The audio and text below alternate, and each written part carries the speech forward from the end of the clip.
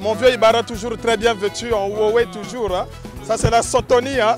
C'est les armes qui parlent seules. Ah oui! Qu'est-ce que vous pensez de ça? Ah mon frère, vraiment tu es très mal habillé, hein. Mais ça c'est quoi ça? Ça c'est quelle paire de chaussures ça? Ça c'est une espèce en voie de disparition ça. Hein? Ça c'est une espèce en voie de disparition. Non, ça n'existe pas au Congo.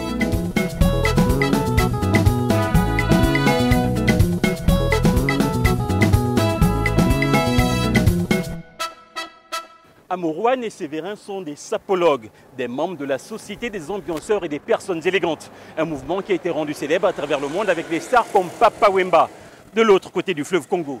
Mais c'est bien ici, au Congo-Brazzaville, que ce art vestimentaire a vu le jour. Quand ils revenaient des vacances après des études en Occident, les étudiants congolais faisaient tout pour ne plus passer inaperçus. La SAP, c'est une signature congolaise.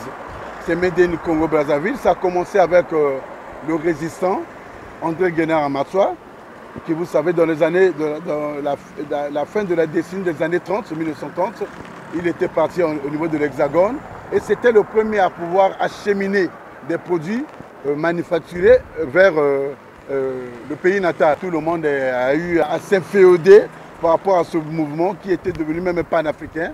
Les codes vestimentaires, c'est quoi? Ça veut dire la sempiternelle trilogie des couleurs, hein, qui doivent se rimer, telle une alchimie, être toujours raffiné, être beau, comme le disait aussi Papa Wemba, bien coiffé, bien rasé et bien parfumé. Et en dehors de ça, un très beau emploi, une très belle prestation, une belle maison, une belle femme, de beaux enfants, et avec de quoi aussi se tenir comme ça, pour être parlé comme ça.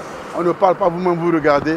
Quand on dort, on rêve que la sape. Hein. Quand on dort, on rêve que la sape. Donc quand on dort, on se dit demain je serai comment?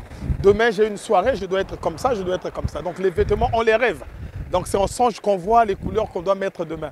Nos couleurs préférées, c'est les couleurs primaires et secondaires. Hein.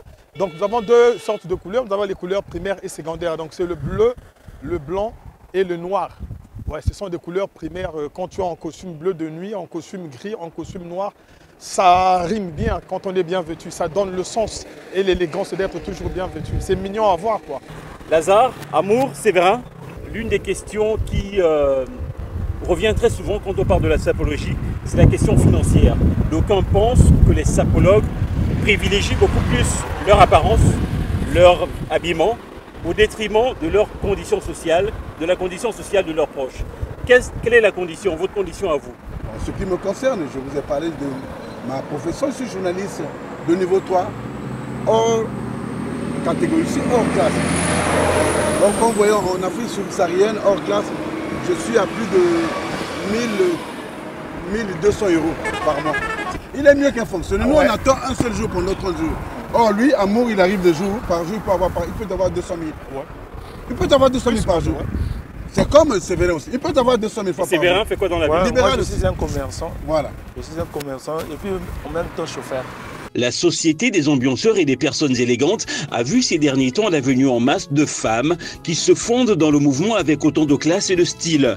Depuis les années 2000, de grands noms de la mode ont créé des collections sous inspiration sapologique qui connaissent un succès dans le monde entier en raison de la combinaison de couleurs tape à l'œil et pleines de vie.